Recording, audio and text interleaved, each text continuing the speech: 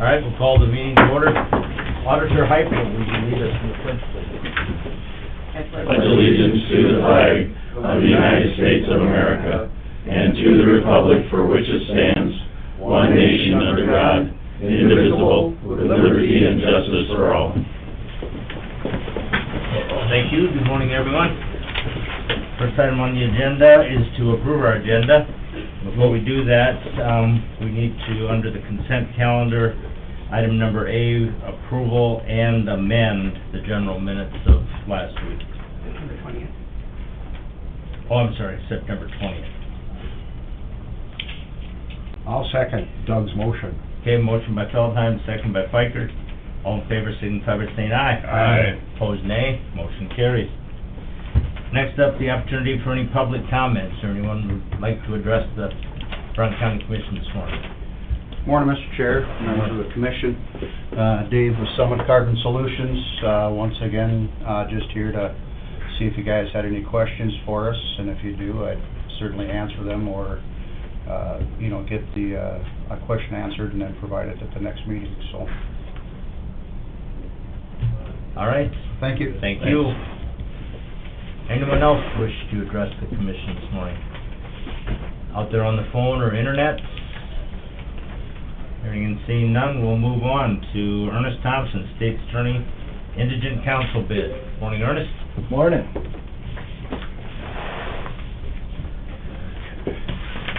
Does everybody have a copy of the bid? I do not. You have them. Probably have one. I'll give them to you. Take one. Ernest has got copies here for everybody. Okay. This is, I got one, yeah.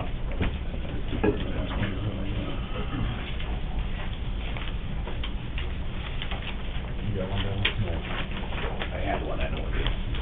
So Lynn got one? Probably. Yes, I do. Okay, Lynn. you got Lynn one? does not have one. Okay. Thank you, sir. All right.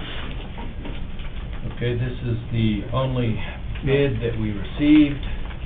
It includes 8 attorneys that are listed on page 2.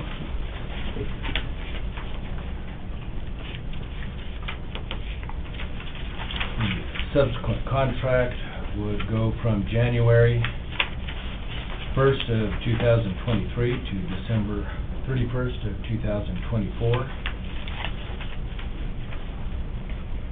And 2023, the cost would be $750,000 to be divided equally among the 8 contract attorneys. 2024, that would go up to $800,000, again to be divided equally among the 8 contract attorneys. And that's broken down on page 3.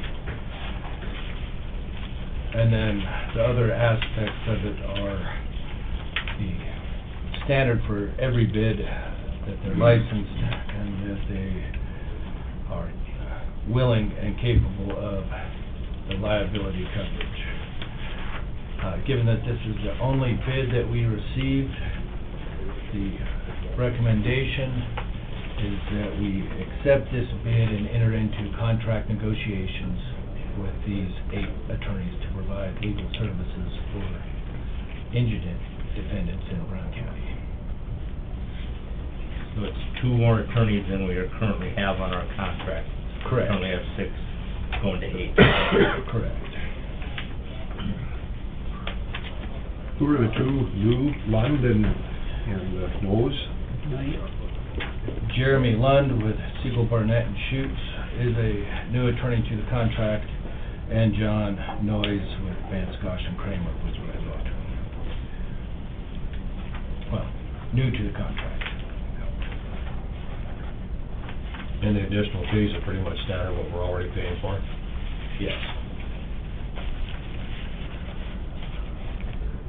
Since it's stated right in this proposal, those 8, if over that 2-year period, one of them would leave for whatever reason, then would we have a new proposal of some type, since the monthly payments are broken down over that 2-year period. Would that have to be amended then during that time? That'll be addressed in the contract that we develop after Once we next accept stage. this proposal? Correct. Okay. All right, got a recommendation from the state's attorney that we accept the proposal for indigent defense services for Brown County from the proposed names here. Move it. Motion by Feldheim, Second. second by Gage. Is there any further discussion? Commissioner Weeks? So we accept and then, excuse me, go into contract negotiations to negotiate the final arrangements, correct? Correct. Because it is a proposal for professional services, Correct. not a straight up bid. Thank you. Okay? Yeah, it's a proposal, not a bid. Sure. Any other discussion? When was the last time, I think it's been quite a period of time, when there was actually research done on a public defender office, and whether the county would be better off financially having a public defender, and then, of course, the conflict of interest situation, you'd have judges that would probably appoint attorneys, defense in some situations, but I just wondered if that was something that was worthy of checking out again at some point. I mean, we're starting to touch $1 million here for defense, and just wondered if there was any appetite for looking at some point, going back and looking at the public defender office. I believe the last time that was researched would have been Larry Lubrin in approximately 2015. I think it's worth investing some time to investigate the feasibility now as the county grows. Obviously not for this contract time frame. It's quite an undertaking that would take some time to develop, not just the research, but to develop the feasibility and logistics of that. But I think that would be time well spent. Any idea how many contracts these people handle? Right. The attorneys Chris right now? Mallory. And I have a little bit For the to year? that. In other words, do they have 400 cases? Do they have 200 cases? Do we know how many cases that these contract attorneys represent each year? Off the top of my head, I couldn't give you those exact numbers. I didn't look them up. That could be obtained. Dave's got a good idea, I can grab it. Simply, the contract attorneys handle the majority of criminal defense. There are some retained defendants who retain counsel, but they handle the majority of criminal defense, the majority of the abuse and neglect cases, and where the court has appointed an attorney to represent juveniles in juvenile court. The majority of those are court-appointed. So, although I can't give you a number off the top of my head, they're quite busy. How many cases does the indigent counsel currently do in a year's time approximately? My guess would be close to 600. The current group that we have are represented about 600 different indigent. Yeah, it seems like that's probably right in the ballpark. So we take a number of attorneys on the county's part to also represent that. I guess I was just looking at the numbers as far as what would it take for us to be able to do that versus what contract attorneys do. If we got 600 more cases, I'm sure your office right now wouldn't be able to handle 600 more cases. We'd be hiring a bunch more attorneys for the county part of it. That's just food for thought. We can discuss that later. Just kicking some things around in my head, so I was looking at your response, and you weren't ready to give me a response, so. Is there any further discussion? We have a motion and a second to accept the proposal. All right, all in favor signify by saying aye. Aye. Opposed, nay. Motion carries. Thank you, Ernest. All right, next up, we have Mark Milbrandt, Dave Lunsman, Sheriff's Office, and Ernest Thompson, State Attorney, to discuss the jail. Welcome back. Welcome back. Morning, Dave. Took a short trip. Good morning. Nothing earth-shattering this morning, but just kind of wanted to bring the jail thing back up to the top of the heap. Not that we haven't talked about it, but I've been asked a lot of questions from anything from why do we need a jail to where are we at with the jail. So I thought coming in here, giving you guys an update, it's not really an update, it's kind of old news to you guys. But we do have potentially some new commissioners that might want to know what's going on, and then the public, obviously, these are the taxpayers, these are the people going to be paying for this thing. So that's why I'm here and kind of want to answer any of your questions after I give you everyone a little bit of background. As everybody knows, the current jail was built 55 years ago, basically 56 years ago actually now. With everything, it needs upgrades, which it did get over the years, and Judy has done a fantastic job of maintaining the actual physical condition of the building itself, but it is too small and it's outdated. So those that built this actually had a 76-bed facility. We are now at 48, and I'll go into that a little bit too. Obviously, I'm assuming those people back in when I was born we're thinking the exact same thing you guys are. Oh, where are we going to come up with the money, and how are we going to pay for this, and what's best for the future? It's the same question that you guys are struggling with, and I understand that as a taxpayer also, that this is a difficult place to be, but it's come to a spot where we're in a tight spot and we have to do something. As they did back then, they had 76 beds, so they really didn't have that many prisoners. Over the years, we generated some income, it brought back some money to the council, to the commission, to the taxpayers. But unfortunately, back in 1996, the ACLU had different thoughts and decided to change our bed capacity from 76 to 48. And that's where we sit today. Which has also caused us some issues and caused us to lose revenue. From the time that we went from a 76-bed facility to a 48-bed facility, you're going to lose revenue.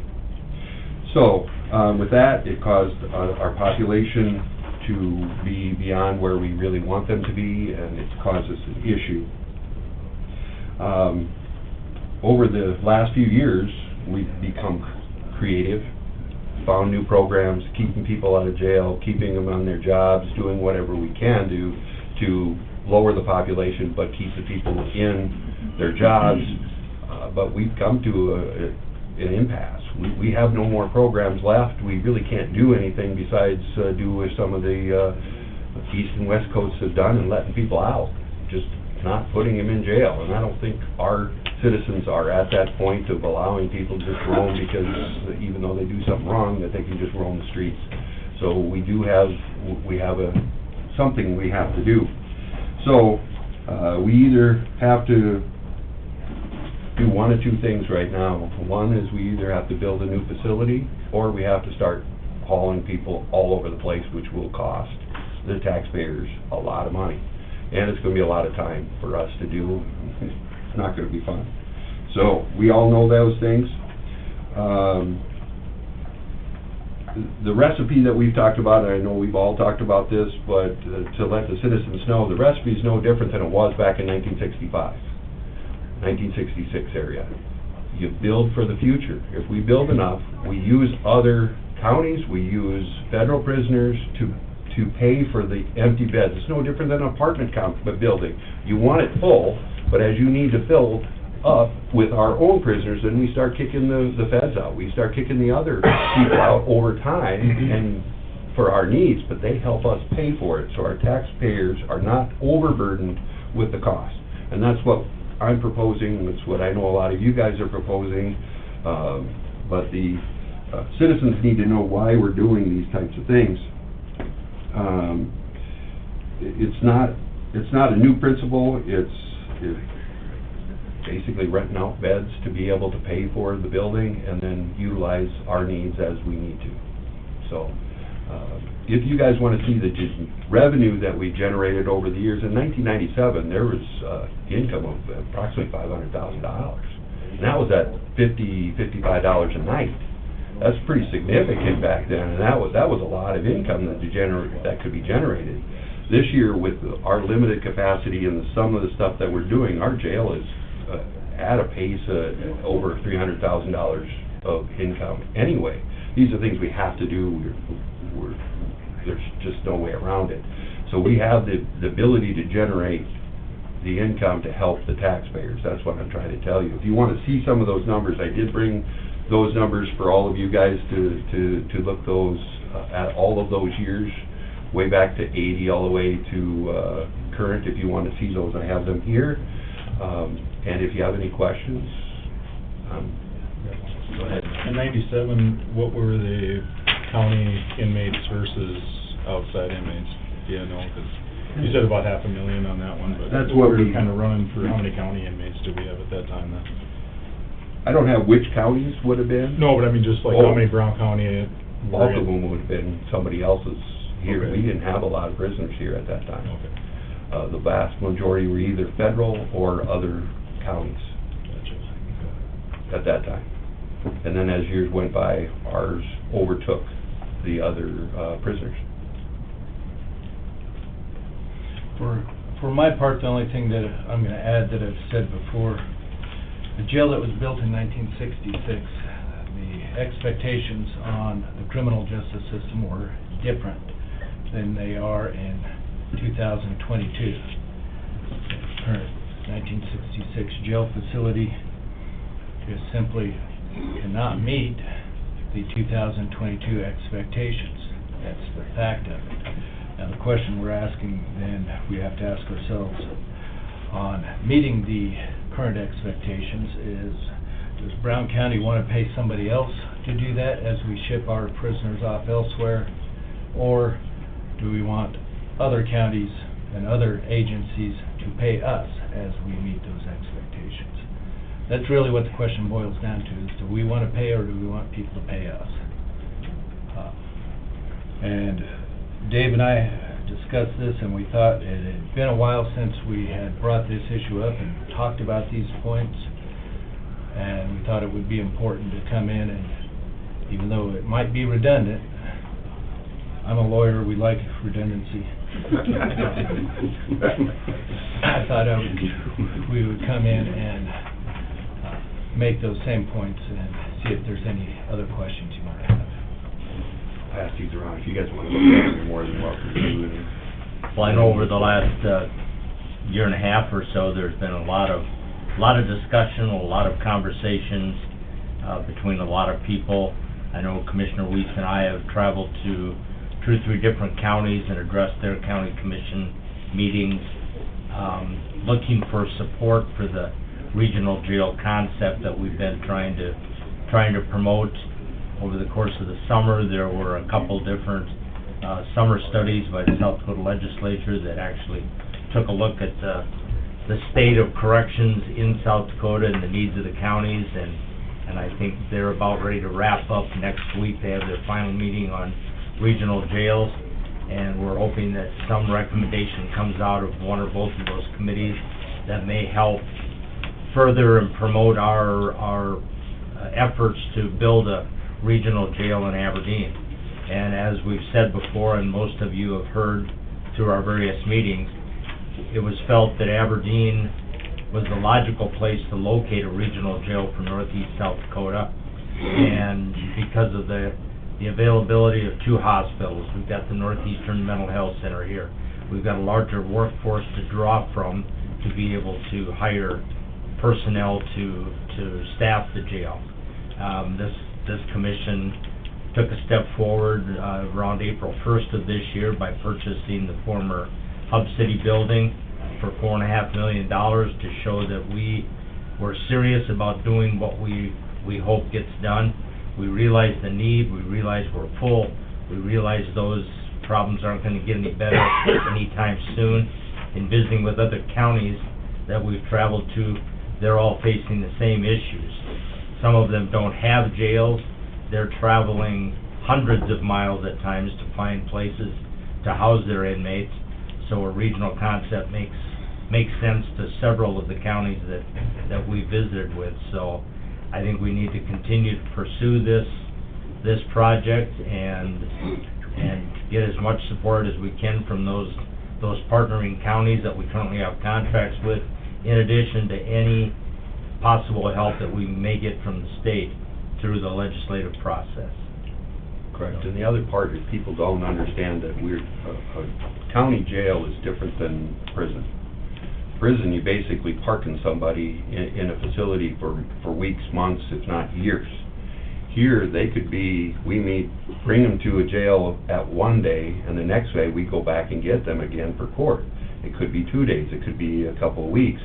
We will be on the road literally 7 days a week, transporting people to and from different facilities, and it won't be one facility. There is no one facility that could handle all our prisoners, nowhere even close to the region. So we would be going to multiple locations all the time, which means more vehicles, because you can't go west and east all at the same time, or even south a lot of times. So the concept of being on the road is, one, dangerous, being on the road 7 days a week, it'll be probably 24 hours a day, we'll be moving people around.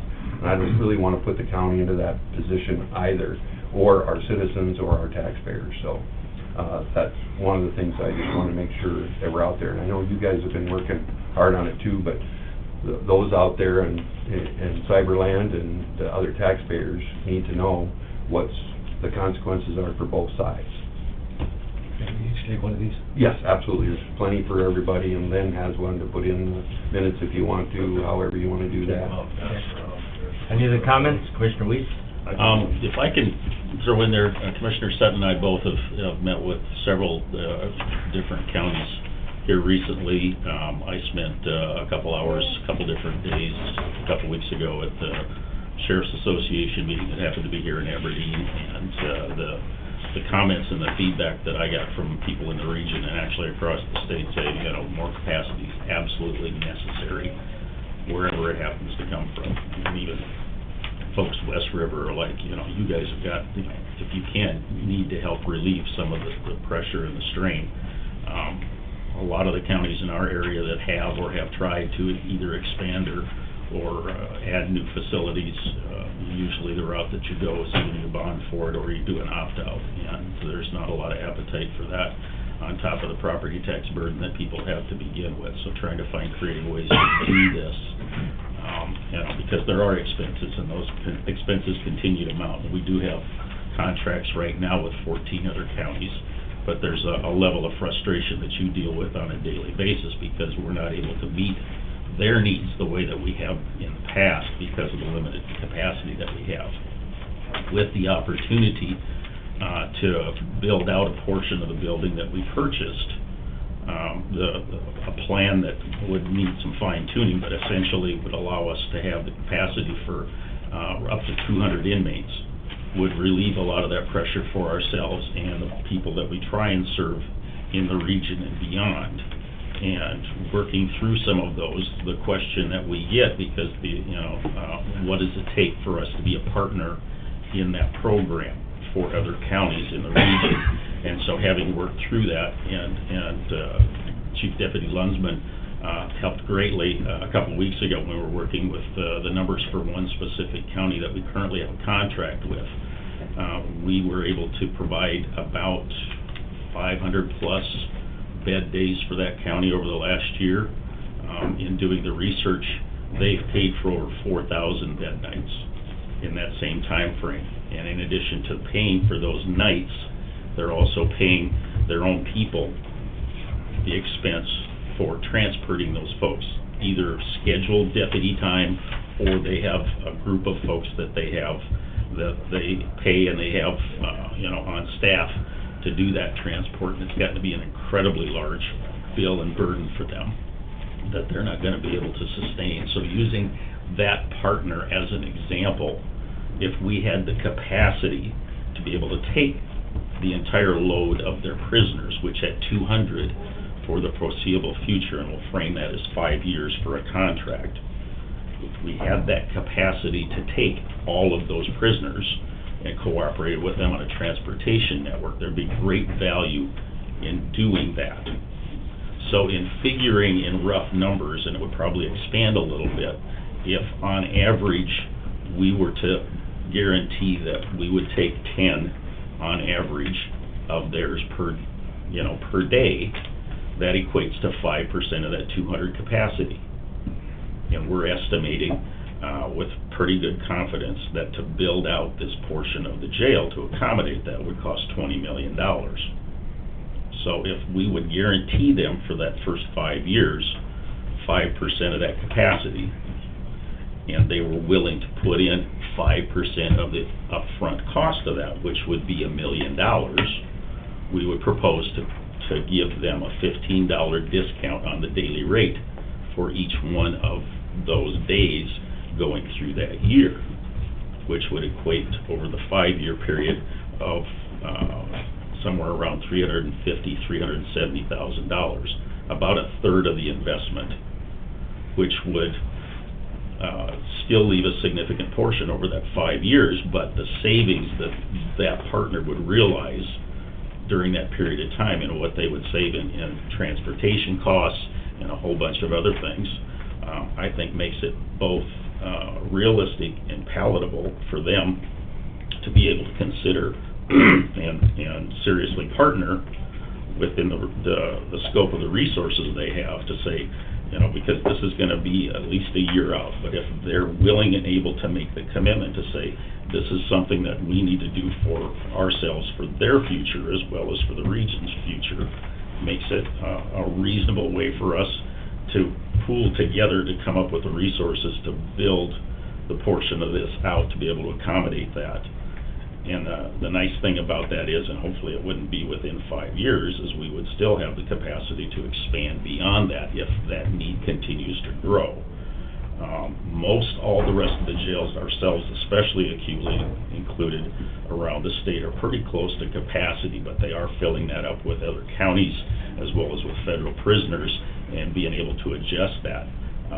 Minnehaha County has an additional floor that hasn't been built out on their jail. They have additional capacity for the foreseeable future for that.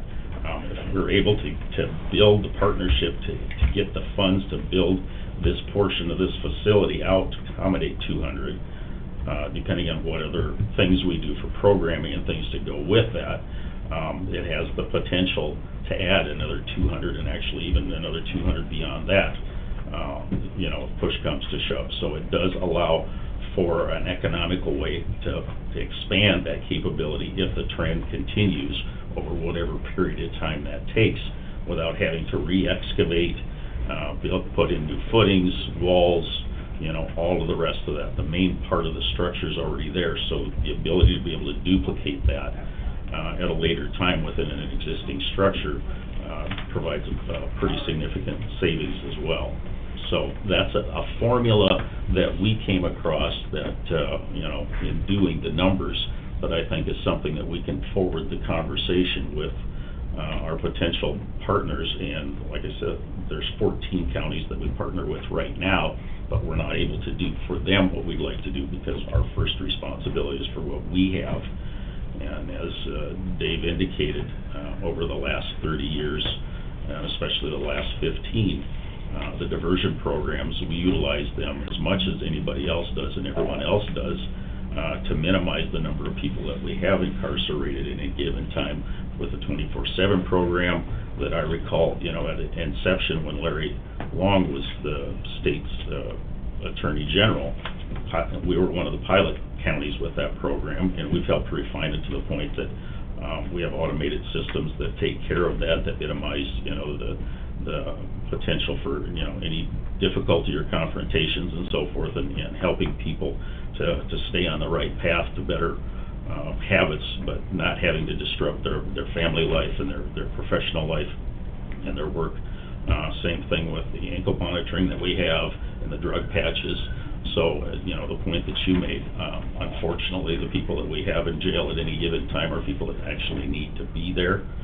And being at or above capacity is a bit of a self-perpetuating problem, because one of the issues that we have with that is there are instances, and you can speak to this or not if you want, but folks that are on parole or probation, they're being supervised, And sometimes, you know, if they don't follow the rules the way that they're supposed to, and the people that are supervising them have enough discretion that, you know, to get those folks' attention, they may require or request that they spend a day or two in jail to kind of get them back on track. Well, if they're not able to get them in there to get their attention, under those circumstances, if the consequences of their actions aren't swift and sure, then it builds a level of confidence that there are no consequences, which means that you've got folks that you need to get back on track are getting the understanding that they can get away with things. So, I mean, it just compounds the issue, and I won't go into it, and I'll finish up here, but it also provides the opportunity for us to expand our capability to serve juveniles, which is a huge problem for us in the region as well, by reallocating and repurposing a portion of what we have in our existing facility for juveniles, which has been a problem for decades that we need to address as well. So I'll stop there. You bring up a good point. I won't go into a lot of detail with it so we can move on, other than to say the point that you bring up is valid when you look at a modern jail with capacity designed properly. Isn't just about punitive, but it allows for the rehabilitative programs and aspects that currently we don't have the ability to do, such as structured work release programs and programs such as that nature to increase in the community rehabilitative efforts that the community has expressed through the legislature that they want to see local counties doing.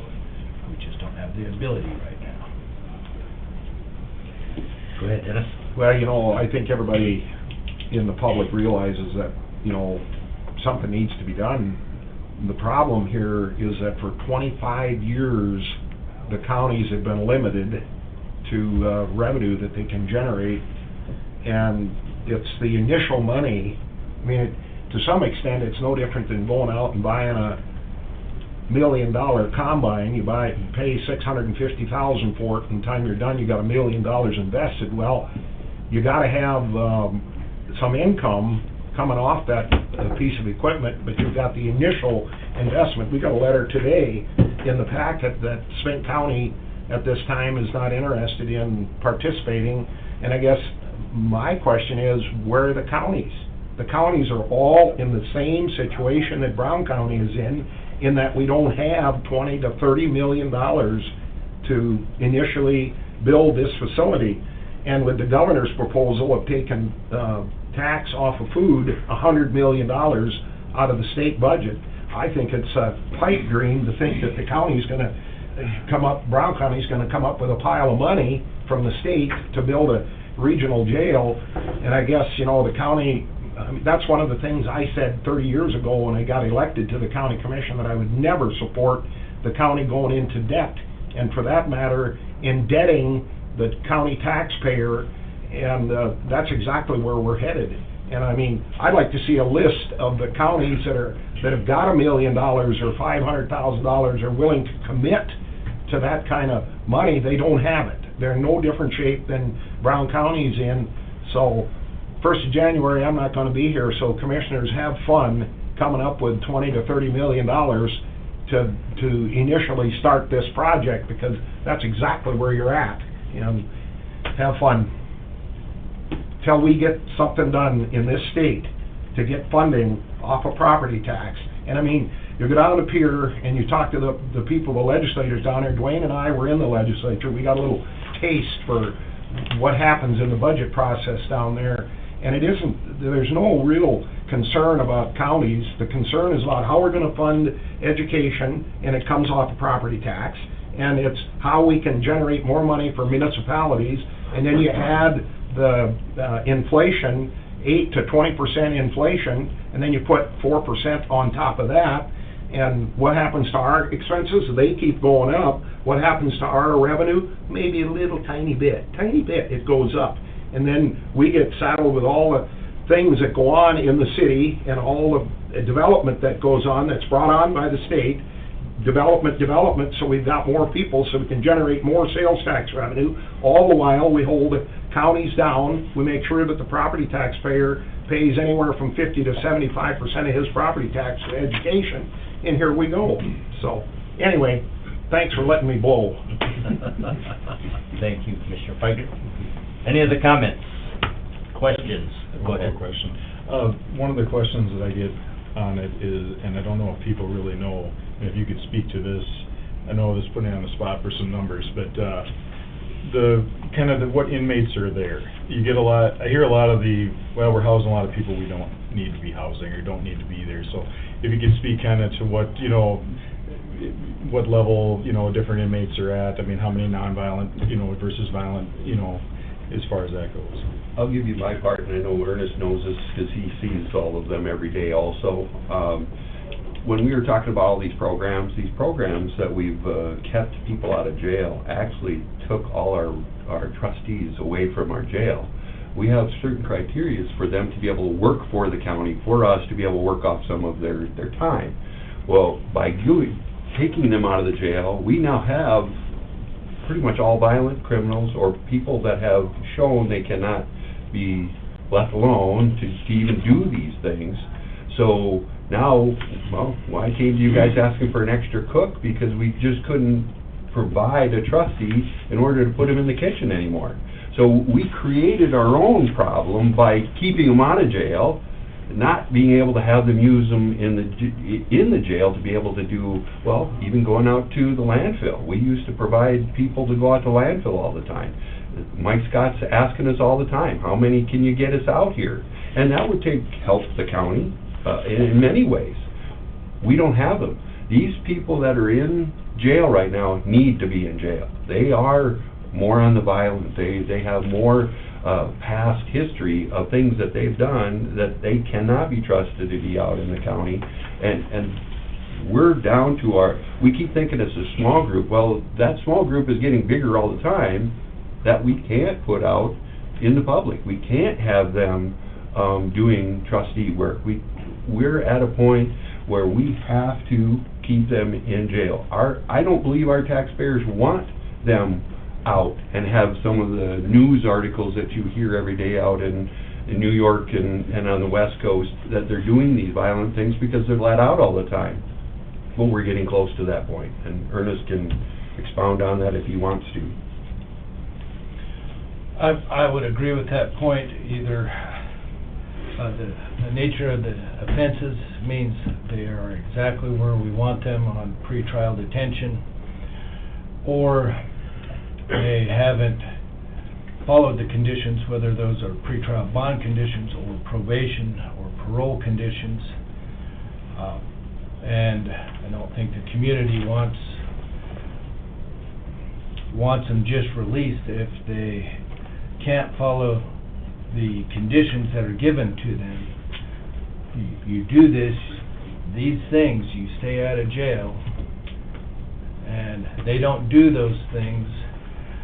Do we want to say, well, we didn't really mean it? Do these things, they'll stay out of jail. They do them, well, we really didn't mean it. Do these extra things, and this time, boy, we really mean it. And that's the position we're in, where we're bidding against ourselves and walking against ourselves, because the conditions they're given, either pretrial detention bond conditions or post-conviction probation or parole conditions, the local facility can't accommodate that. And that's where I also pointed out that rather than just a punitive, that has rehabilitative nature to it as well. And the facts on the ground are that we are in a position we are not able to provide the services that current, today's expectations are asking us to do. And to add that, a lot of people, I've heard people, when it's a national news media that we're housing people for smoking a little pot and they got a little bit of weed in their pocket. Ernest can tell you how many times he convicts people and puts them in jail for marijuana. I can tell you, not that some of the people in there don't smoke marijuana, I'm not saying that, but they're not there because of that. They're there for way worse things than a little bit of marijuana. I don't think we've been housing people for, smoking a little marijuana or having a little bit of it for quite a while, in fact. Unfortunately, it's the next step up and the next step up that's why they're in jail. It's not for these, what most people are now considering low-level crimes. That's not what they're there for. I'm, 'cause we're awful close to a polling place, so I'm not gonna make any comment on anything that may or may not be on the ballot, but the legalization or non-legalization of marijuana will have absolutely zero impact on the jail population. Fair enough? Fair enough. To address Commissioner Fikert's concerns, I guess one of the things that I keep hanging on to the hope is, during this last legislative session, there were some funds set aside for the potential uses for a regional jail concept, and I believe the amount in that fund is ballpark $86 million that could potentially go to a regional jail concept. And so I keep hanging on, again, to the hope that as a result of the summer studies, that they'll realize the importance and the need and how critical an issue counties are facing, and they can find their way to at least allocating some of those dollars to help with the regional jail concept, ours being one of them. So you take $86 million, and even if they were able to do $12 to $15 million for a half a dozen regional concepts, I mean, that would go a long way in addressing our upfront needs that Commissioner Fikert addressed. We know we've got a rough road to hoe here, but that would go a long way in really getting our project to fruition. And I guess just on an end note for myself, Dave and I are here today because the issue's not gonna go away. It's not just gonna go away if we look the other way and hope for it to get better. It's not gonna go away, and it's not gonna get any better. Right. And that's why we are looking to the state for help. I said it earlier this summer, and I think it sums it up well. The Brown County can make the payments if we get some help on the down payment. Any other comments? Go ahead, Mike. Well, I'd just like to touch on, I understand and I share Commissioner Fikert's frustration with the funding situation for counties. But a list of potential county partners doesn't just appear, it doesn't just happen. It's something that takes a lot of work. And Commissioner Sutton, myself, Commissioner Gage, and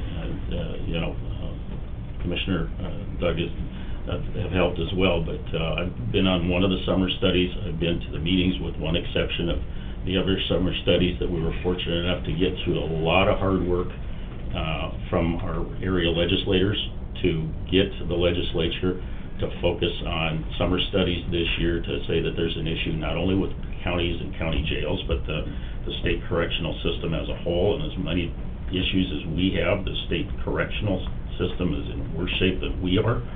And so it's time, that this got some attention. It's not something that we want or like to spend money on. It doesn't necessarily enhance the things that we'd like to be able to do when it comes to, repairing roads, making them safer, doing those kind of things. But I had a citizen last night share with me video of outside their front door, and someone earlier this week was wandering up to their door with what's obviously malicious intent and talking to their neighbors.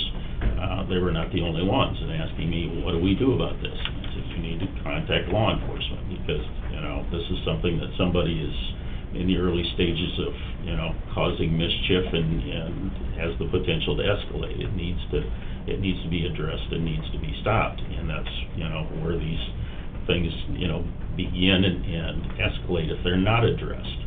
So I was very pleased and heartened, and it's small steps as we go along. I've had people, you keep coming to these meetings, are you frustrated, or you're angry we're not making progress? No, it's a slow process.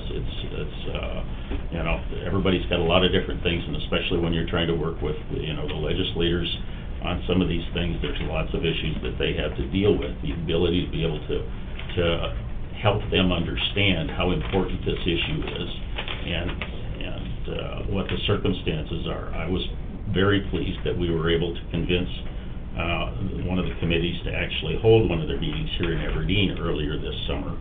and anyone who was there or anyone who was part of that committee was incredibly impressed by the response and the testimony that was put on at that meeting, and that's in no small part to, Commissioner Sutton, you, Ernest, Dave, talking to the folks in the region to say this is an opportunity that's been presented for us to tell our story of the issues that we have with this, not only for Brown County, but in the region. And we filled the room. I think we did a very good job of hosting the committee here and impressing upon them, because we had commissioners, sheriffs, state's attorneys, former judges, mental health experts, and beyond, provide very good testimony to the committee, and they were well impressed that, this is an issue that's going to take serious consideration. Trying to turn that into dollars, there's no guarantees on that, but from my perspective, I think we've made an awful lot of progress in trying to help our case with the legislature that however they're able to provide some financial relief for us and for other counties in the state, and not to exclude Winter, which is a city that actually runs a jail as well, which I've talked about before. They actually serve a geography that's similar to ours with contracts with 14 different counties. So I think we've made a lot of progress, seeing if we can turn that into some dollars, because the economic situation, as Commissioner Fiker mentioned, there's a proposal to eliminate the sales tax, which is going to have an impact on the funding equation for the state that will have to be taken into consideration. But I think we've heightened the awareness that this is a serious issue that needs to be addressed, and there's more work to be done. But I think we're making progress, and as Ernest mentioned, this is a problem that's not going away. Something needs to be done to address it, and we're working very hard to try and do that. Go ahead, Dennis. One more comment. This summer, one of the other summer studies was on property tax. And I don't know how many years the counties have tried through the Association of County Commissioners to get at least a quarter penny sales tax for infrastructure. Never been able to accomplish it, to build jails, courthouses, those kinds of things. There's never been enough support in Pierre to get those kinds of things accomplished. But at the same time, it looks to me like, I don't know, none of our board went out to the property tax study. I was invited to go out there. I didn't go out there because I know what the result is. The best thing, or how would I say, the thing that came out of that study that was the most glaring to me is, now if you want to know where your property tax goes, you can get on the internet and find out. Wow, we haven't really done anything to change how we fund education, so we're going to keep sucking it off of property tax. But where were the people?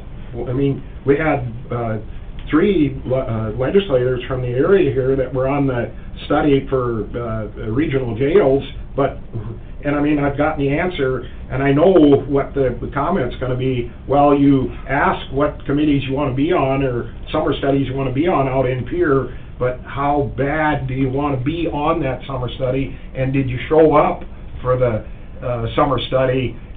In this case, property tax, that's what the county functions on. We're limited to 3% of the cost of living, whichever's left. Wow, we really make a lot of progress with inflation. Doesn't even cover inflation. So let's get property tax straightened out. Let's get funding education straightened out. Then the jail isn't going to be an issue. Any other comments? Carl, go ahead. Well, we will have the regional jail and correctional plans meeting November 1st at 10 o'clock here, and then it'll also be available by Zoom. But then I think the final report on that is November 4th or November 5th. That's what they're shooting for still, and we'll know more really soon. That's a week from now. Okay. Doug? Well, the thing that everybody has to realize, if this jail thing does happen to go through, we need substantial funding. Because the county cannot afford to do the funding, because number one, if we do the funding, the part of sustainability for us, if it is not profitable, I can tell you what happens to our road budget, because that's the only place we can give and take money from is the road budget. Yeah, we can grab a little from the landfill, which is our enterprise fund, But all of a sudden, if this thing is not successful, we will suffer on the other end, and we have to make awful sure that if the jail comes in, there is going to be less expense than ever before, because if there's more, something else in the county will suffer, because our budget is like this for years. That's my concern about this whole thing. If it starts off when we go, it better work, because if not, we will be in trouble as a county in the future for our other things. Absolutely agree. One other quick comment, in the years that I've been on the county commission, this is the first year that they had a roundtable or a session out in Pierre at the county commissioners convention on counties in bankruptcy. Interesting. Never seen it before, but it was there this year. One last thing, and I don't disagree with you, and I don't disagree with Dennis either. The problem is where you guys are in the corner is you put this big money out here, or we trickle it away from you over here, because we're going to take it from you. Because if we have to bring these prisoners someplace, those bills have to be paid, and those checks will have to be cashed. You just won't see it in one big lump sum. It'll just be coming streaming through slowly, but it's going to eat you alive. It's just going to. That's what's been going on for 30 years. Exactly. It's going to get worse. Totally. As we go to other states, to other places to house these prisoners, it's going to get awful expensive, awful fast. And I know you guys are in between a rock and a hard place. I get that. We just have to tell you our problem and how it's going to affect the taxpayers and how it affects you guys, and then the rest is your decision. That's why you're sitting here. So I get it. Can I ask a quick question? Go ahead, sir. When you talk about having to transport prisoners, if you project out a couple of years, because you're probably going to be that far out of having a facility, when you talk about taking prisoners somewhere, I mean, I take it you're not talking Webster, Redfield, you're talking Sioux Falls, Fargo.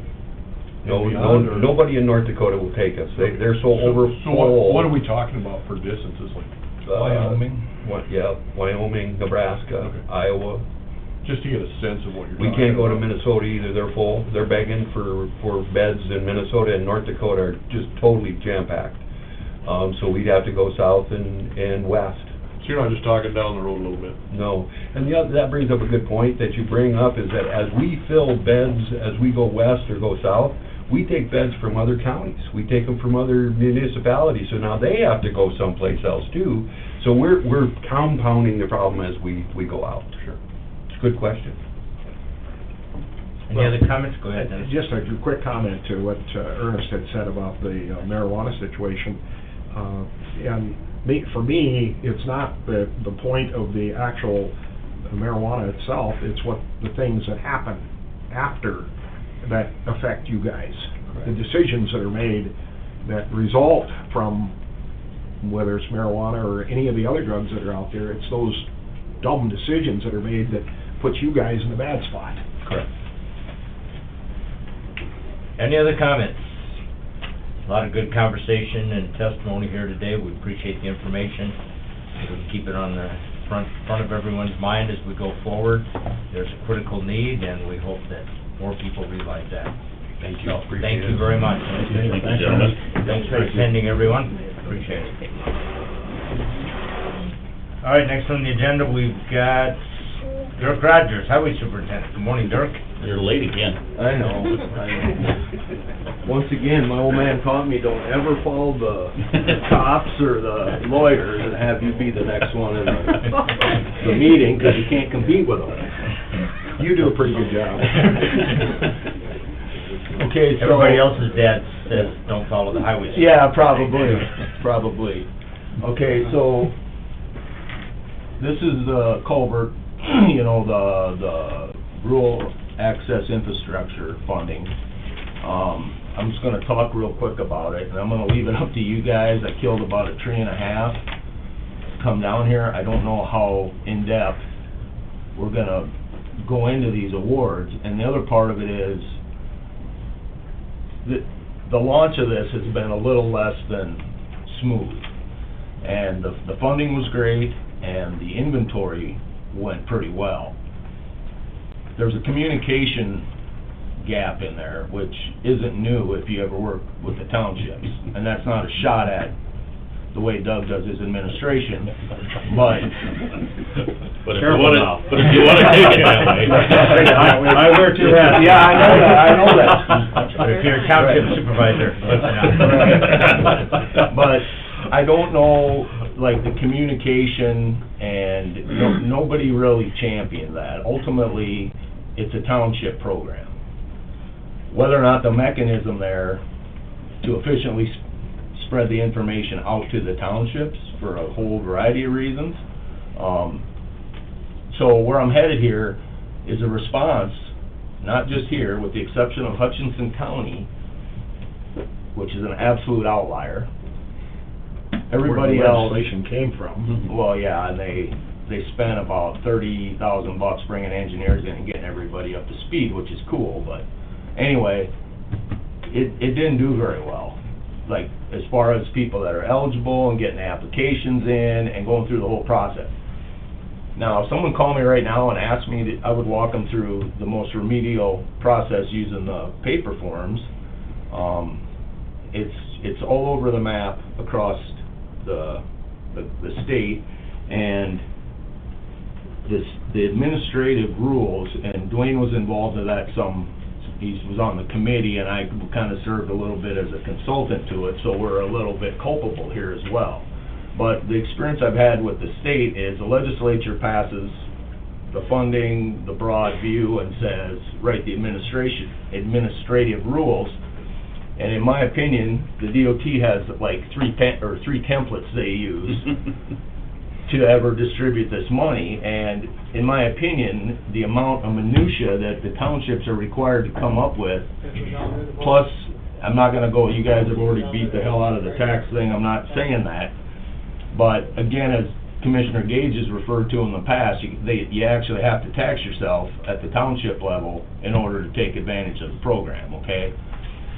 There's some logistics with it. There's gonna be a couple legislative changes that the highway superintendents might put into this, because the concept's not bad, and a lot of good effort went to get some good money. It's just, like a lot of things, we stumble when we go to put them into practice, and the DOT missed the deadline for their electronic version and really wanted everybody to use it, but by the time they were ready to say, okay, we're good to go, there was this little tiny bit of time left. So that's also probably why some of the townships, it was very, so ramble. Where I'm headed here is, if you take all of our applications that we got, so we have 44 townships, I believe it's 26 that are eligible. Elisa knows all that stuff off the top of her head, but out of those 26 that were eligible or so, 4 of them submitted plans.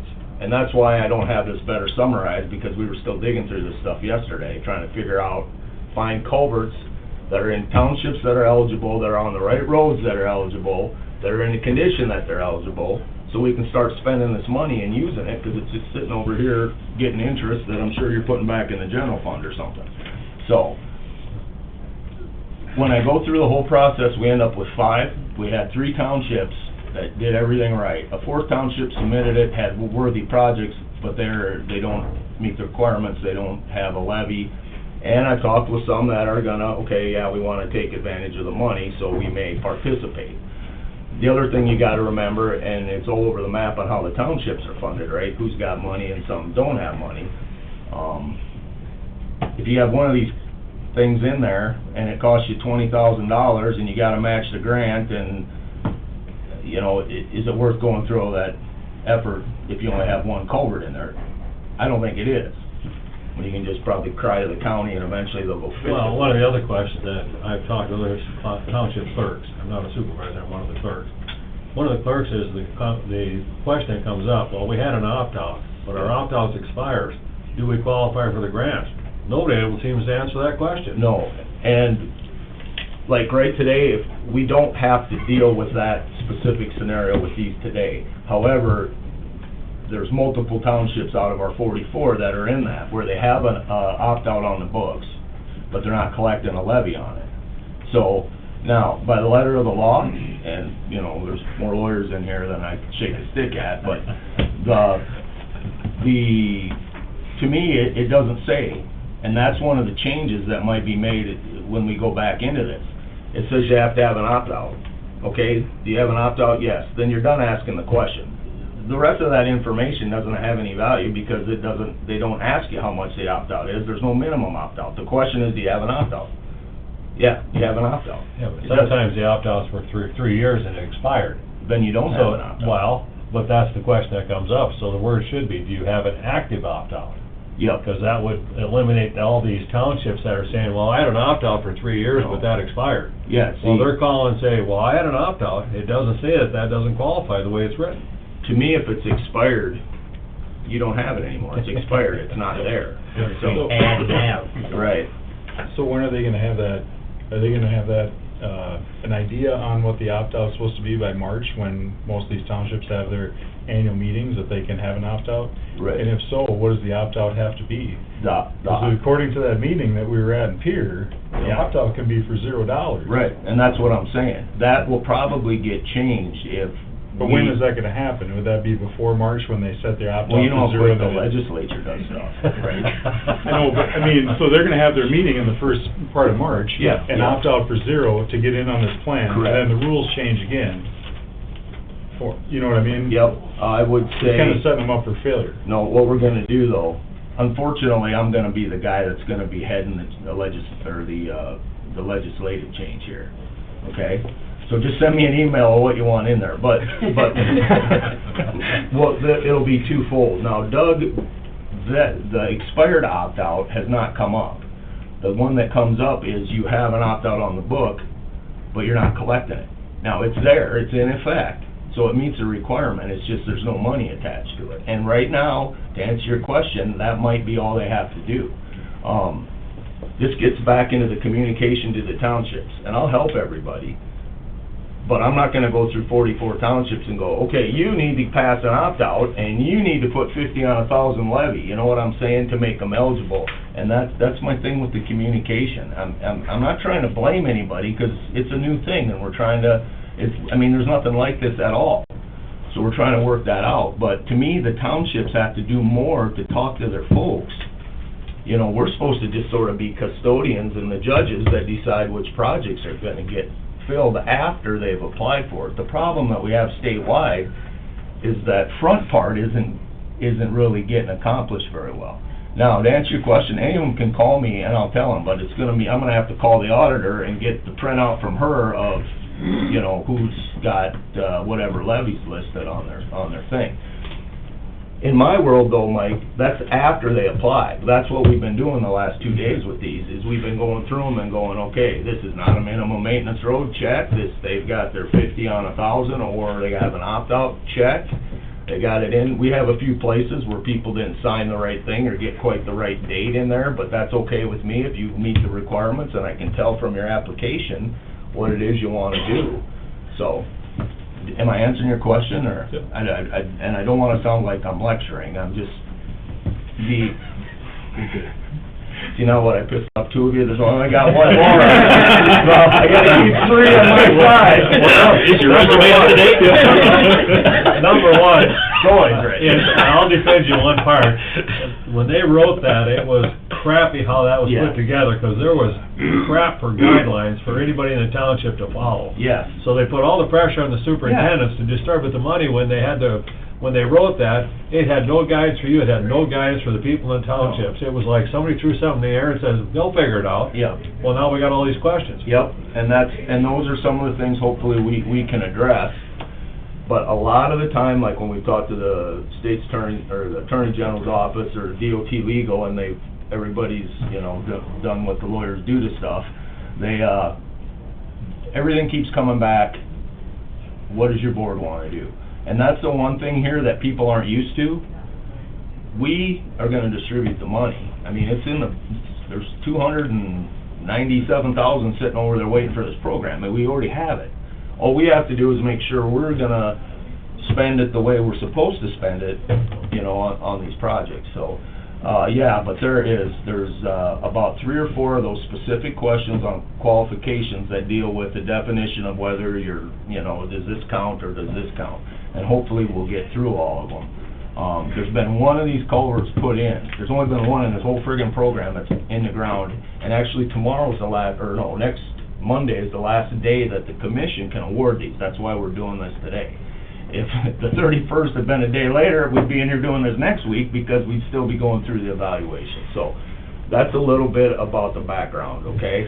So what I have here is a bunch of copies of 2 things from 3 different townships, okay? So we'll start off with this really complicated summary sheet here, but this is about as simple as it gets. Is there gonna be a test? It'll be open book. Okay. Yeah. So, The answers are on the last page? Yeah. Okay, thank you. okay, so when everything got sorted through, we have these 3 townships. It's Greenfield, Groton Township, and Liberty Township, excuse me. And all 3 of them have their applications in. If you want copies of them, I have them. Everything's cool. Greenfield just submitted the one in. We probably have plenty of money. They could have done 2 or 3. Because out of these three groups,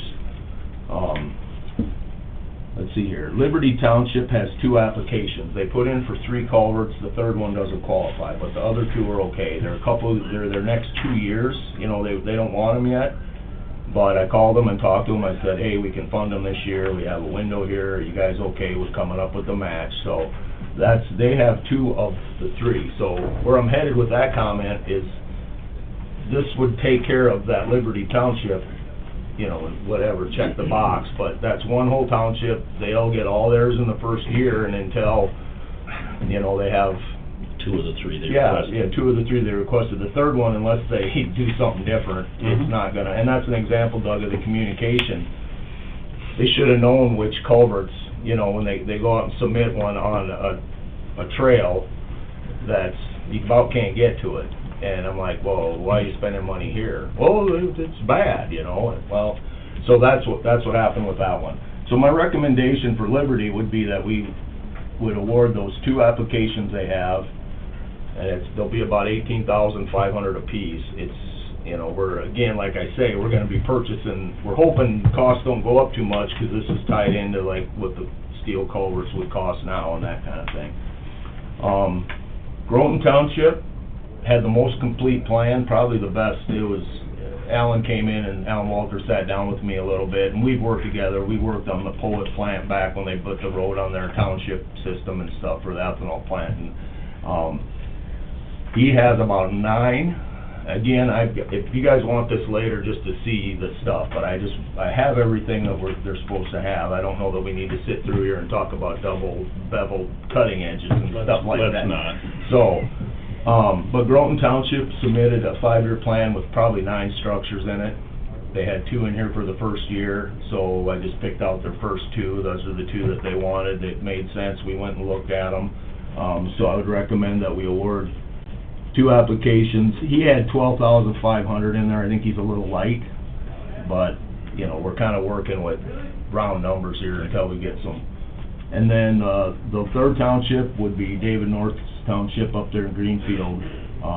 They had a real good plan as well. If I could have got a hold of him, I was gonna visit and see if they wanted to add in their next year, but I don't wanna start spending their match for them. They still have to come up with some of this, you know, and, so my recommendation would be that we would award those 5 applications. The total of them is, I should add that up. 72,500. Like I said, right now, the balance of the fund that we pay this out of is $297,000. Okay, that's the first year, so for 2 more years, we'll get $198,000 or so a year, next year and the year after. That, at the completion of that program, you have 3 years after your last disbursement to spend the rest of that money before you have to give it back. So, you know, let's just say this is, I actually think this will be a little more than 72.5, but let's just say, so that's about a quarter of what we have now, and what I'm getting at is we have plenty of room to expand this program if we can get the townships to get stuff in. And I will, you know, if they can show some initiative, I'll drag them along and help them get the paperwork and stuff done. Statewide, they would prefer you're doing it online. It's all on a downloadable, you download it into an Excel spreadsheet and stuff.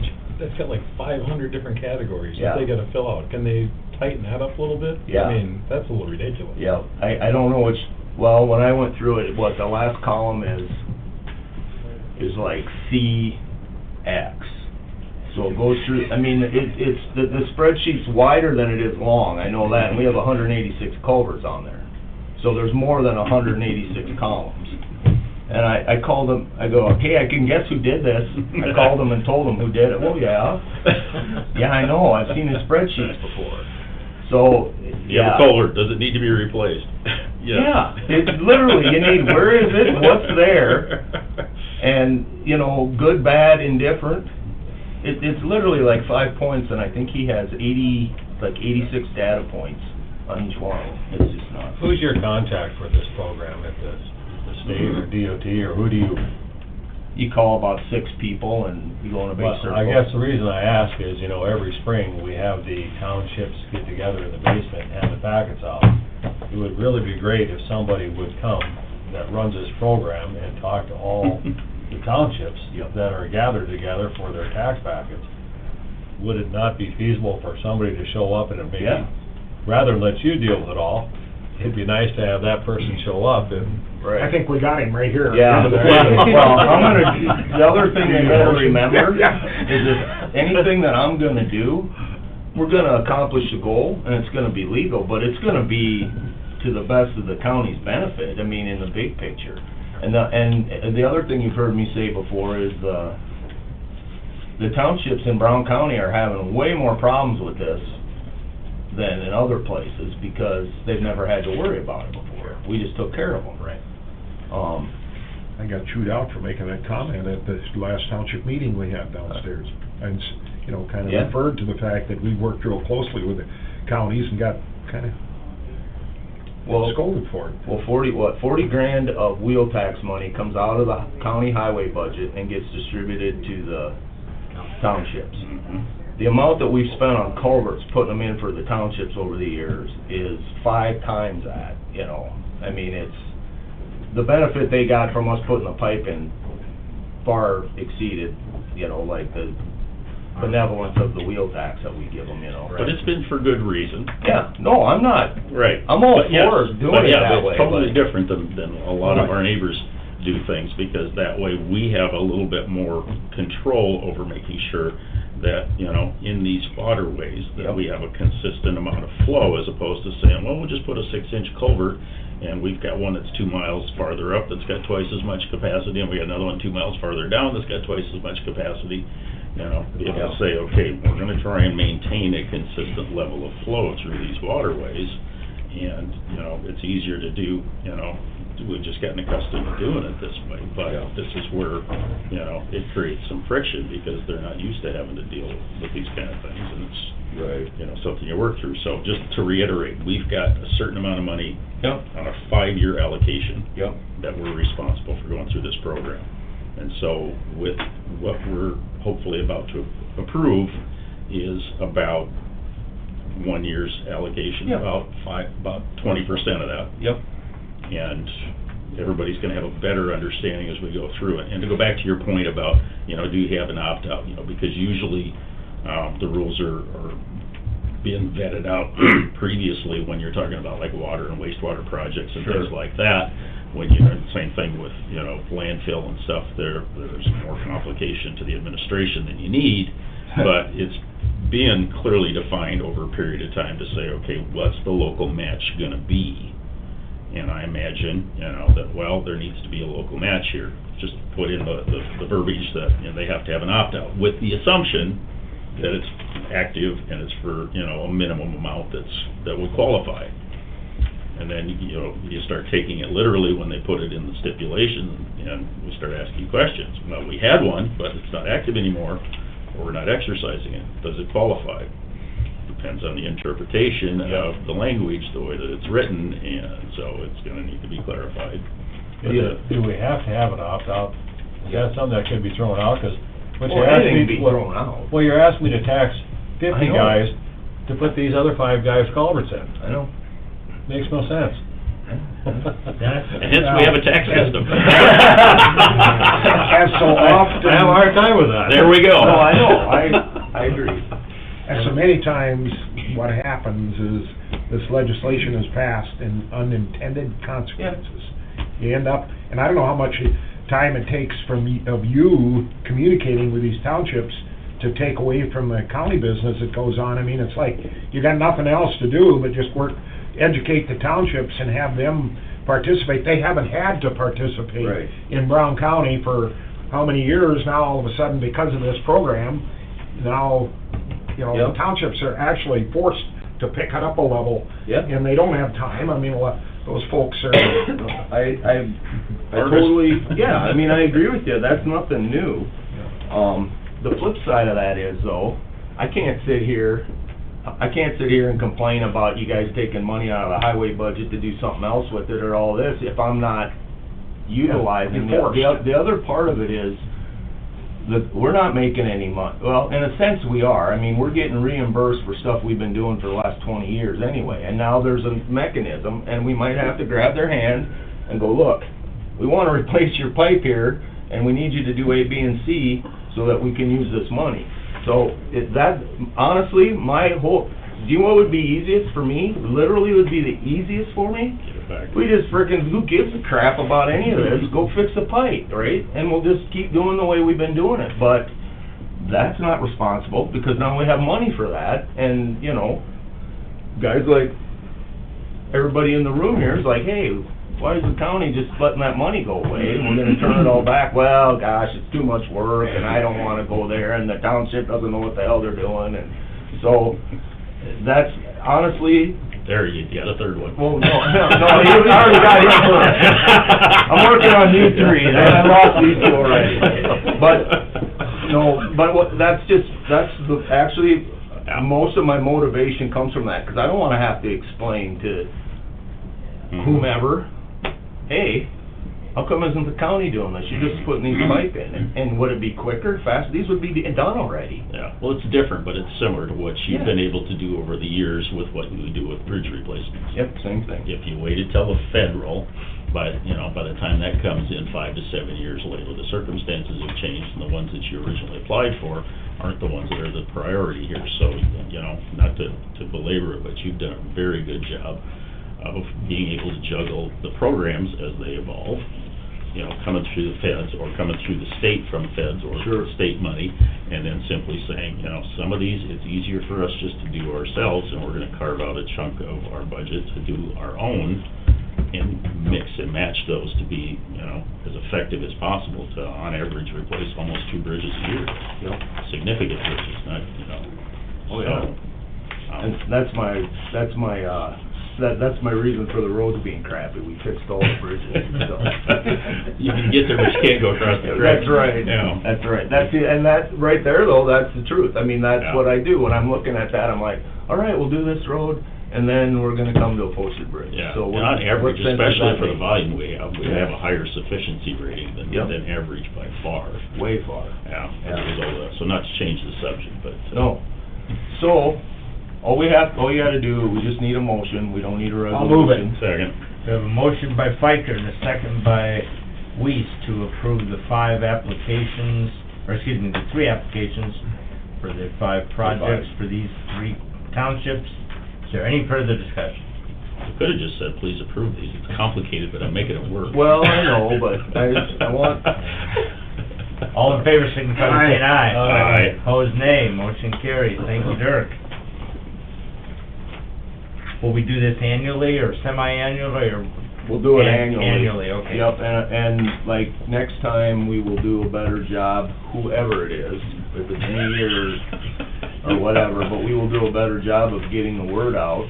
And then, You're not getting off that I either. don't wanna belabor the thing, but I'm curious, if the money isn't used, it goes back, but Yep. where does it go back to I would specifically? assume back to the general fund. and. General fund. Not our, we don't Yeah, get, we the can't state. keep it, no. Yeah, the way they get that. Yeah.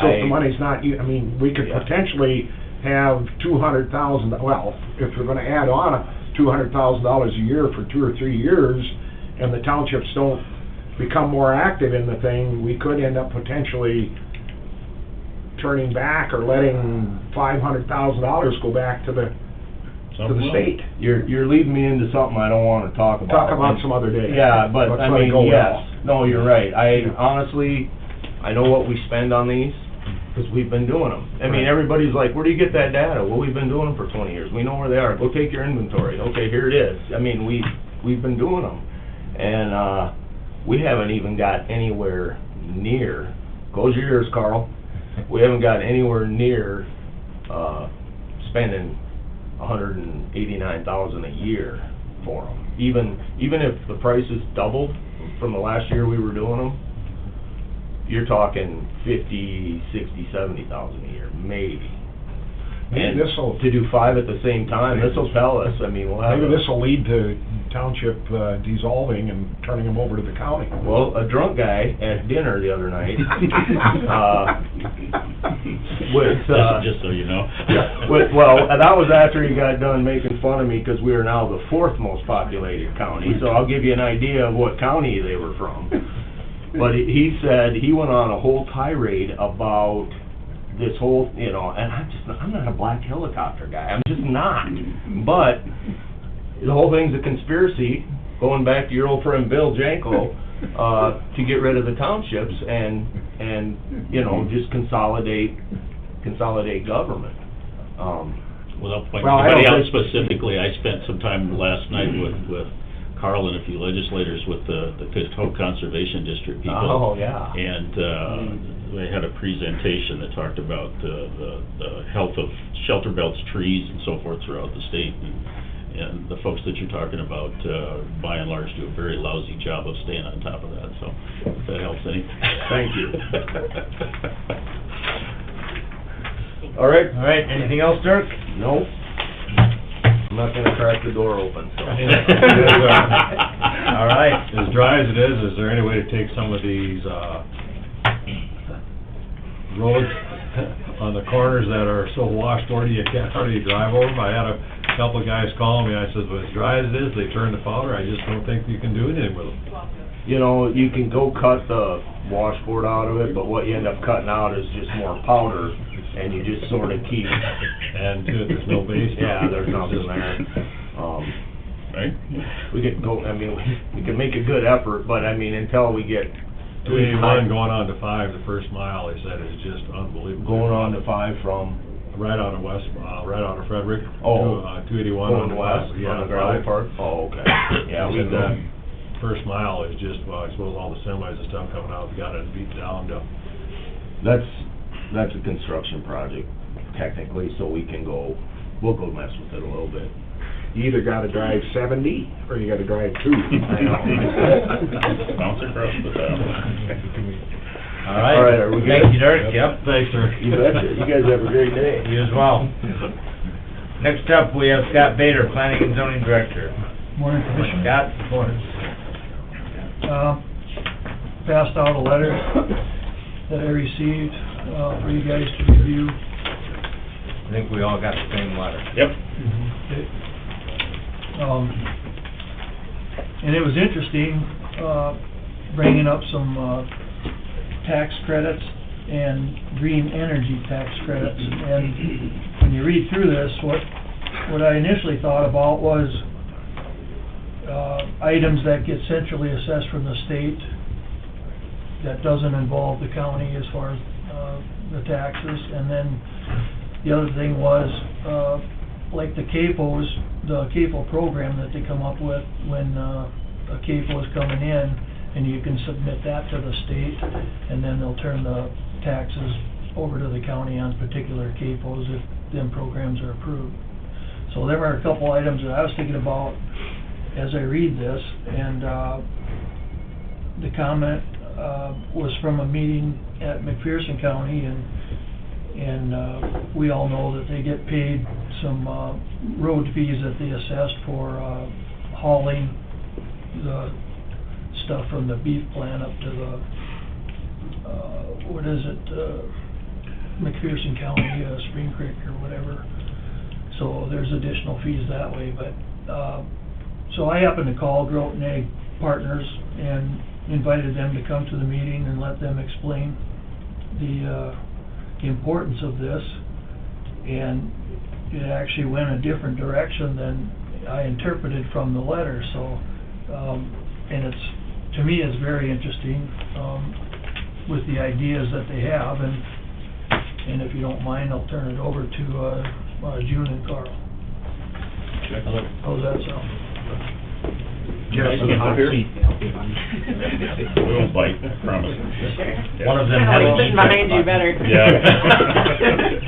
I'm a little off Yeah, balance. you gotta go through him to get to me, right? That's the deal? You're catching me off Thanks. balance because I'm from Day County and when you talked about counties paying for townships culverts, you wanna annex a couple townships? You didn't hear that here. You know, in that letter, and I don't know if you've had a chance to really read it and kind of process it, it conflates a couple of things, and I'll just kind of give you the background. So it came out of talking with some of the commissioners up in McPherson County, and it grew out of some discussion that came out of the Summit pipeline that's being proposed up there. And one of the things we had heard early on is that to utilize the tax credit that's going to kind of fund that whole project, and you can kind of correct me if I'm wrong, but there's $600 to $800 million a year in tax credits. That's what Summit's kind of, you know, that's what they're banking on to pay for this and make this work.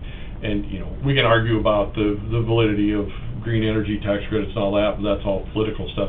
The reality is there are incentives there for green, you know, things that are going to help the environment. And that's what they're counting on to pay for this. And our understanding early on is that there was a requirement that they were going to have to utilize a certain percentage, 35% or 45% sticks in my mind, of green energy for their compressors and stuff that will be in ongoing operations. I have not been able to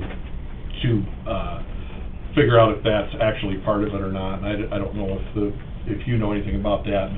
And so our concern at that point was, so if FEM or whoever's providing the electricity for this pump or compressing facility or pumping facility, whatever's going to be up by Leola, if they burn up all their renewable energy credit for this project, as we get into a time when we're incentivizing use of green energy, or we get to the point where we start penalizing people who aren't using green energy, have we used up all of our renewable energy for this project? And when you think about South Dakota, I mean, we have huge renewable energy that we produce here, whether it's the dams on the Missouri River, you know, that have been going forever, a lot of wind energy, there's you know, proposed to be a lot of solar, and so when you talk about wind and solar, these are really diffuse energy sources. They take a lot of space to collect, so they're going to be in rural areas. We're going to have these wind farms and solar farms out there. But all these, in most cases, these projects are required to sell that energy before they put it in. That energy all goes to the East Coast or wherever. We're not using that renewable energy here. We're still using the old coal energy, which is fine, but we're concerned that we're going to get to a point where all of a sudden you're going to be paying a premium for energy that's not renewable, and, you know, our old coal-fired cooperatives and whatever, we're going to be paying really high energy prices. We'll have farmed all that up. We've given that away, and there was no way to recapture that or to hold on to that. We'll be paying the price for it. So that's kind of one issue. The other one is, if you have a project, whether it's a carbon pipeline or a wind energy or a solar energy thing, and they're receiving tax credits down the line for installing that, is there a way that we can, through the permitting process, harvest some of that and some of that tax credit to have locally? And that comes out of an idea that came when the first Keystone Pipeline came through just east here. It comes across some land not too far from my house. And I'm not an anti-pipeline guy. It's been running there, and I don't lose any sleep over it. It's a great thing. But at the time, they said, you know, can we charge a fee for every, you know, million barrels or whatever that go through that line? And apparently there's some federal impediment to being able to do that. But there is an interest, I think, for the counties and the local governments to harvest a piece of that project that's going through the county. And so this idea came up from somebody that's in the coal industry in North Dakota, that if we could capture some of their tax credit and retain that within the county, then the county could use that as a offset to property tax or whatever, because I know you guys got all kinds of money in your budget, so you don't need it, but if there was a way to do that. Now, we're out of our lane. We're crop insurance agents. We just talked to farmers and kind of found these concerns and tried to crystallize it into one letter. And so I don't have the answer to how to do that. That's legal people. But that's kind of the gist of it, is how, you know, if these guys are capturing these green energy tax credits to build these projects, how can we hold on to some of that in our county and get some benefit of that? That's the gist of it. And what we were kind of led to believe from the people that we reached out to in the coal industry is you need to make sure that the language, it help produces, and that's what gets you around being able to hold on to those tax credits at a local level. Because you're actually helping produce it.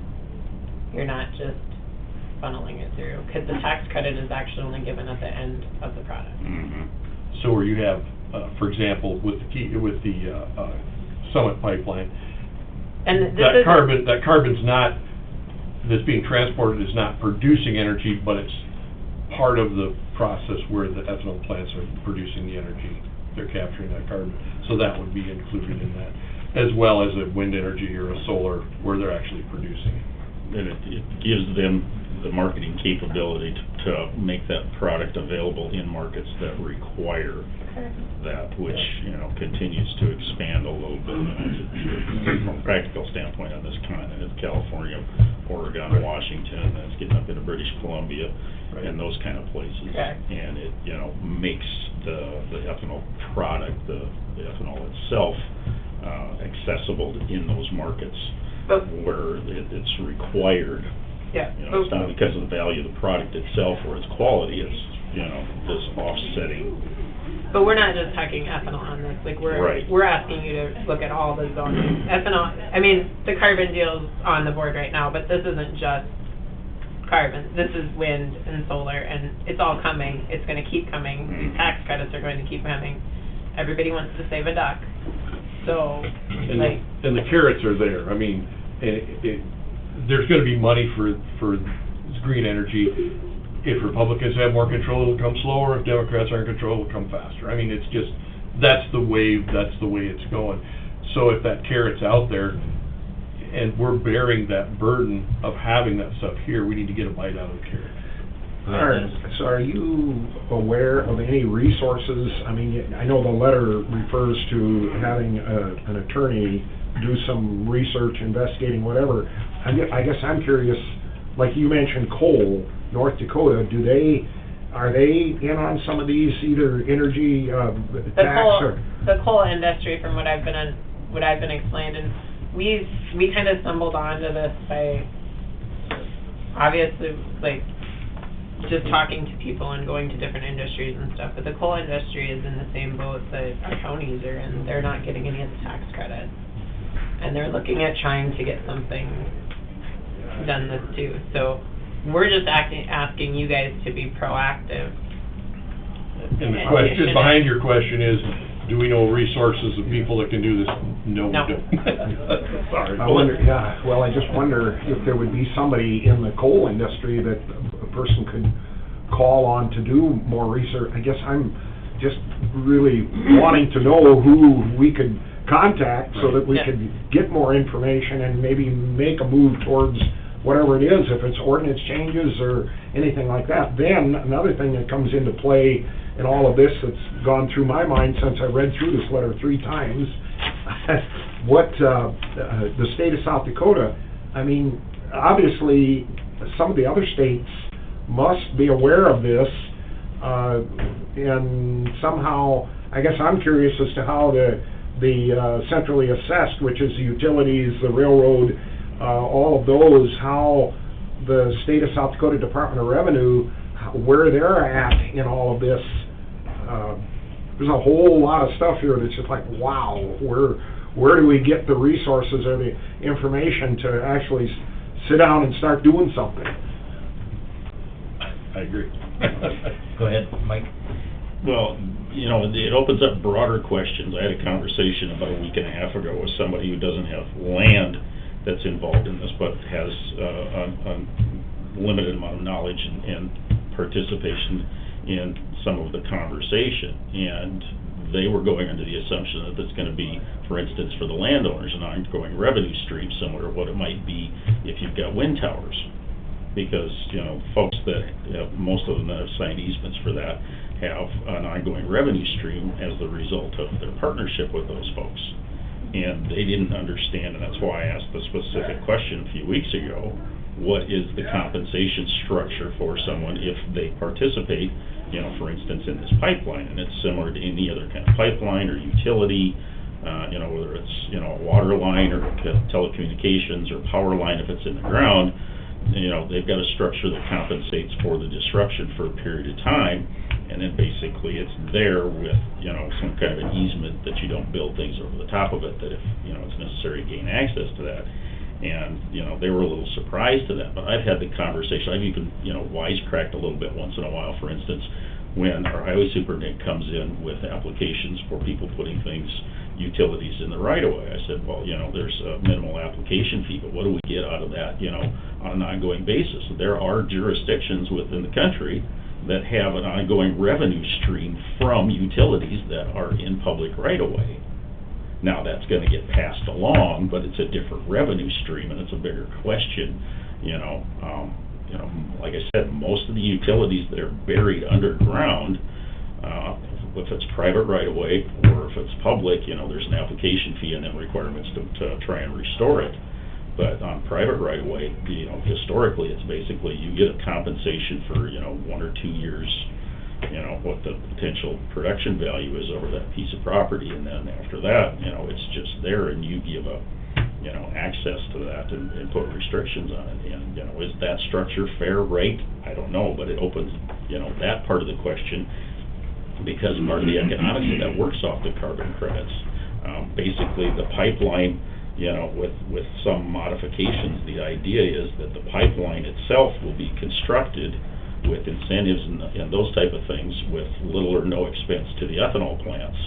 The ethanol plants would share part of a portion of the credits if and when they sell a portion of their commodities to the markets that require that. That it would then be a profit-sharing split with that if and when that happens. Right now, my understanding is most of the ethanol industry is not marketing and is being fairly successful, you know, marketing to markets that are not requiring those credits at this point in time, but they're trying to get ahead of that. So, you know, the administration for the ethanol plants are doing what they're supposed to do, is maximize the potential profits for their investors. But it, you know, gets a little more convoluted when you start adding these other issues, you know, into that. So I appreciate you bringing this to light. I think the difference is, too, we've never had tax credits like this offered in the past before, so this is a whole new uncharted territory for everyone. And that's why we need to be more proactive on looking at it or finding those resources, and we need to be reaching out to people. And the fact is, I mean, I don't know if there's energy credits or tax credits to utilities specifically, whether it's electricity. Maybe there is. I mean, I'm sure that the the wind towers are obviously subsidized by the federal government, but at the same time, it's a little different when you've got a benefit for the common good of the people versus a private industry that's actually gaining through tax credits, revenue through tax, there's some differences there, some specific differences. Well, part of it, sorry, go ahead. One specific difference, and you brought this up, you know, wind towers, and I think the solar farms will be the same, where there'll be ongoing compensation Right. throughout the years, and in some cases, it's based on the amount of power produced. The difference between that and like a pipeline or a common carrier, which some would be considered, is as a common carrier, there's always this thing in the background, they can use eminent domain to get the property. So that takes negotiating power away from the landowners. They're not able to negotiate as strongly as they would be if, you know what, you want to put a wind tower on my land, you better come my way, you better, you know, you don't have that, the landowner doesn't have that advantage when eminent domain, even though, and some of it has been very clear that they have not said they're going to use eminent domain yet. They haven't said they're going to use eminent domain, period. But we all know that's in the background, and every landowner knows. And I'm not here to pick on them or in particular, but that's where it's not a level field, or it's not comparable when it comes to negotiating with a landowner. When you have one that's common carrier, has access to eminent domain, and one that's just like, no, I need to get underground and set this wind tower, it's got to be in this geographic area. You know, it gives the landowner more power. So that's part of that. That's just And what we want to just do is make sure that the residents, that our green energy isn't getting used and our residents are going to get taxed later, too. I mean, we are just asking for you guys to be proactive and look on if we can keep some of these tax credits here, because this is all coming. This carbon neutral thing is coming. This is not, whether carbon solutions or what pipeline of wind comes through or not, the green energy is coming. So we still have to find a way for our residents to be able to have green energy as well. We need to be able to figure out how to keep some of these tax credits here. We got to do it while the incentives are there before the penalty, because that's going to come right behind the incentives. You know, the incentives to get everybody on board, and then they start getting pulled away, then the penalties are going to hit, and there's going to be energy tax. And, you know, that's the way everybody has it laid out. And that's one of the components, especially with the utilities, is it's not so much based on the economics, it's what's, you know, what is the most cost-effective way to do these things. There are specific mandates. You will have, you know, this percentage of renewable energy sources, regardless if it's water, wind, solar, whichever. And if, you know, the fact, you know, it's similar, but, you know, a little bit different to the mandates for the automobile industry that we've lived with for 30 years. And you're probably not, you may be old enough to remember, like I was when I was young, smog was a huge problem in metro areas in this country, you know, several decades ago. So, I mean, it's not that we're not doing things, you know, we got to try and find that balance. But when you start putting those mandates in there, regardless of the cost, one of the folks that I sat with last night at the conservation meeting spent, you know, several decades working at the power plant, Big Stone, and he was telling me that, you know, the emissions, you know, depending on, you know, how you measure it and stuff, have gone from 0.3 to 0.000003 with what they have for emissions there, and it's still not enough. You know, it's almost impossible to measure. But, you know, that's part of, you know, the trend that's going here, is just to say, no, absolutely not, as opposed to, you know, as responsibly as possible, but, you know, energy sources, all of the above, you know, as part of a solution. So, very good conversation. Thanks for I think in Emmons County, North Dakota, they actually went about a little different direction. They were going to have a direct charge on the company, on the pipe coming in, and I forget exactly how, and I think they even put on a presentation in McPherson County. Well, this is a completely different deal here. This is actually an ongoing tying on, and I guess I can't imagine that there would definitely be a fight coming from the pipelines, that they wouldn't want to sacrifice any of those tax credits to anybody. That's exactly why they're going after them. I mean, going after those tax credits is because of the profits and the money that can be made there. And what you folks are presenting is that we, for lack of a better word, deserve or need to be in on some of those tax credits to offset what's coming behind it when we're going to, and yeah. So how do we move forward from here to get more information or get something actually going? Well, I think it'd be even better too to if there's, these green energy tax credits, let's say a farmer's paying, $70,000, for his dryers and stuff in his green bins, and they put in a wind tower or something, you know, a couple go in on it together, and they can, get credits themselves too, that they can hang on to pass on.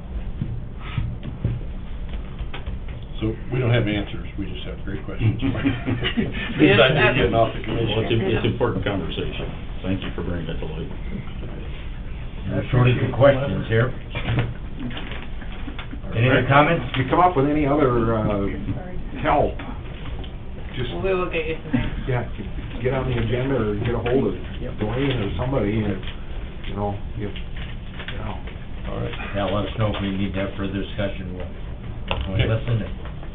Well, we appreciate the opportunity to be here. Thank you. Thank you. Thank you, guys. Yep, that's. All right, next up, Lynn Heupel, election update. Just wanted to share with you guys, we've got absentee voting going on downstairs, and as of yesterday, we have done 2,098, almost 2,100 absentee voters. And then we've also been going out to nursing homes. We've done the nursing home in Groton, Darien Lodge, we're doing Mother Joseph Manor and Natal today, Prairie Heights on Thursday. And then yesterday was the deadline for registration, and we had 119 new voters registered. oh, no. It's a very busy day. And I'm sure you've all been getting the emails too in regards to possibly hand counting. It's been brought up in quite a few counties. As of now, Tripp County is hand counting, but she's hoping to get that reversed. Todd County voted no against it. We are discussing with Secretary of State's office to have possible legislation coming up next year to do a post-election audit, to see if that would maybe kind of provide some of these concerns that are coming about. And we are doing our public testing of the tabulator November 1st at 11.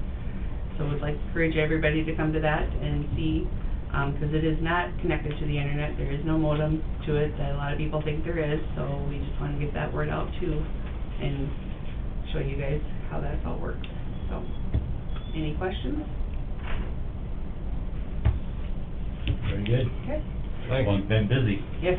That's good. Thank you. People are showing up. All right, transfer band radio from communications to landfill. That was in the packet. They have a radio no longer in use. Move. Motion by Weiss. Second. Second by Feldheim. All in favor signify by saying aye. Aye. Opposed, nay. Motion carries. Moving on to the consent calendar. Okay, first we'll do the approval of October 18th minutes. Move. Motion by Weiss. Second by Spikert. All in favor signify by saying aye. Aye. Opposed, nay. Motion carries.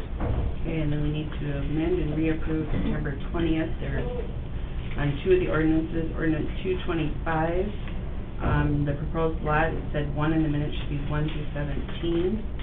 And on ordinance 227, it was township 128 and it should be township 124. I'll move it. Motion by Fikert, second by Weiss to approve the amended September 20th minutes. All in favor signify by saying aye. Aye. Opposed, nay. Motion carries. Claims and payroll. Move.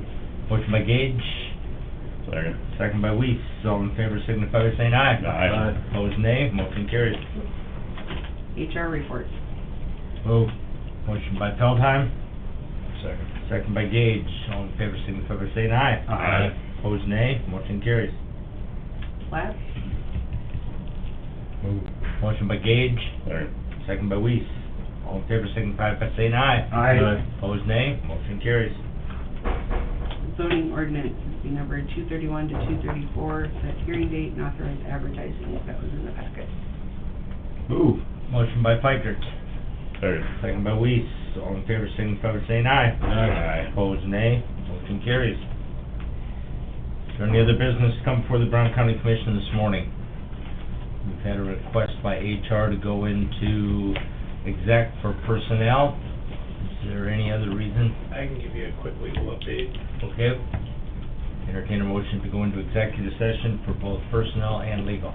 So, second. Motion by Gage, second by Weiss. All in favor signify by saying aye. Aye. Opposed, nay. Motion carries. We are in exec.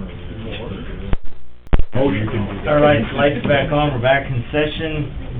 Out of exec with no action as a result. Okay. Is there anything else to come before the Brown County Commission this morning? Motion to adjourn. Motion by Weiss. Second by Gage to adjourn. All in favor signify by saying aye. Aye. Opposed, nay. Motion carries. We are adjourned.